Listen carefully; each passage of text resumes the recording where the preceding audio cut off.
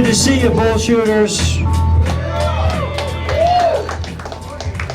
Any of you guys in the audience Star Wars fans? Yeah. I'm a Star Wars fan. I was watching one of the new ones the other day, and one of the opening scenes in the new Star Wars movie is a black guy. He's a stormtrooper. He takes off his helmet. He's a black guy.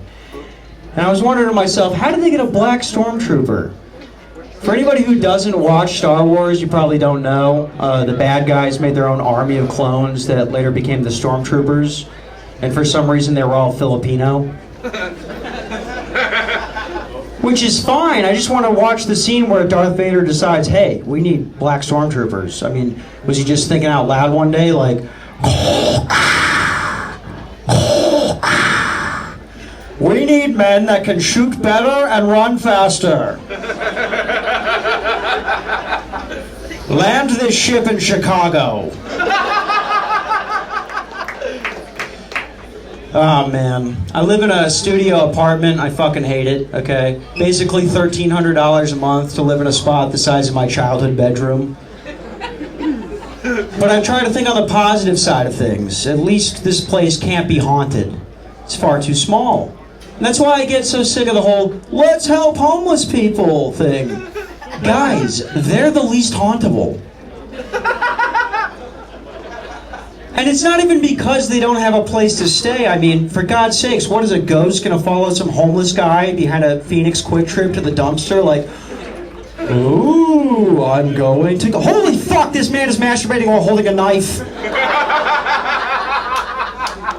I'm going to get you. Jesus Christ, this woman is performing an abortion in a Fry's during store hours.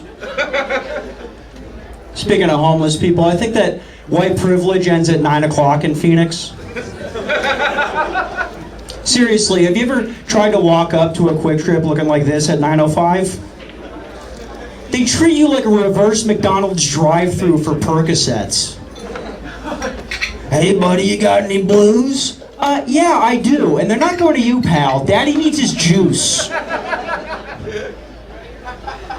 I've been doing comedy for about 9 months, and been a lot happier in those 9 months. Attribute a lot of that happiness to the friend group that I've made. The problem with having an all-comic friend group is that they're a bunch of fucking assholes. We were at an open mic the other day, and I was trying way too hard to impress this girl.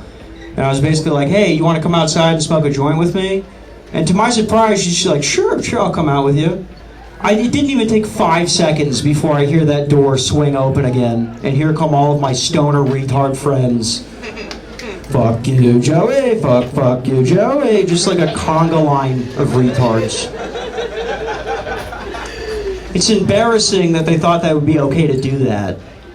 And then one of them picked me up.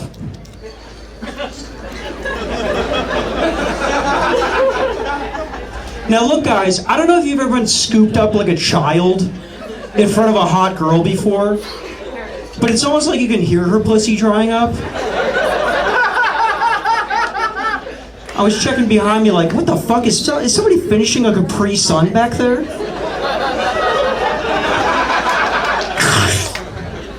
Not good. You guys like porn? You guys watch porn? Yeah. I like porn. I started watching it way too early though, and honestly, I was familiar with tits. I'd seen boobs before in like movies and stuff like that. What I was real confused about was pussies. It's a whole other element there. And the craziest part is that I thought vagina was pronounced vagina, like B-A-J-I-N-A, right? And I got on Google Images one day and I actually typed in vagina. And it turns out vaginas are an actual thing. They're a type of deck furniture you can only get in Thailand. So imagine you're a third grader trying to look at pussy, and you're scrolling through goddamn Chinese HGTV. It's very confusing for a young man. Honestly, I could compare it to this though. Like, wondering about pussy as a third grader is a lot like thinking about space as an adult. You're just kind of like, there's got to be more to this, man. Something else is going on. Honestly, I think that situation worked out as well as it could have for me. I mean, you know, could you imagine if I could only get hard for deck furniture? It's a different world, but that is some comedian shit right there, all right? We're weird people. Comics, they're strange. But imagine, like, you at your office job or whatever the fuck you do. And here comes Janet down to the water cooler, and she's like, hey, we finally got that new patio for the porch. And you're just like, was it just the table?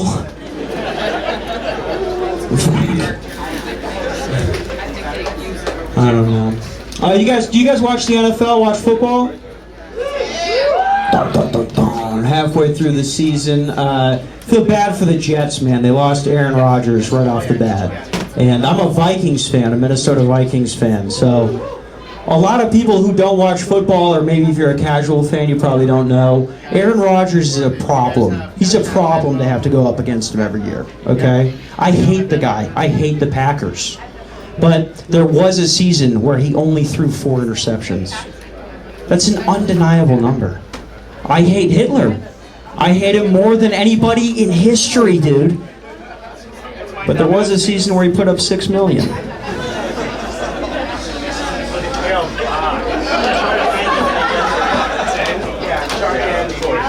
I'm against Hitler's politics and ideas, completely 100%.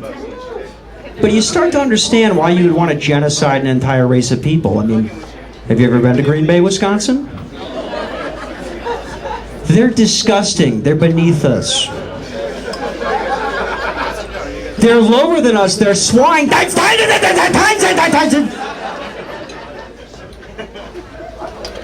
Fuck, guys, blacked out there for a second. Sorry about that.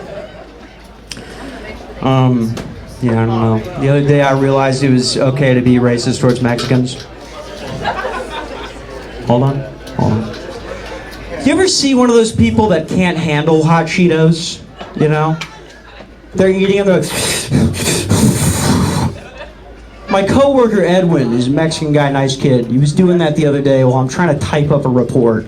And eventually I get fed up and I go, dude, what the fuck are you doing with those hot Cheetos? And I shit you not, my Mexican coworker Edwin goes, I'm sucking off the spice. Ew, what? They're Cheetos, dog. Chew them. Thank you guys so much for coming out. This place is the shit. Come back on Tuesday. Give it up for your Oscar Spokes.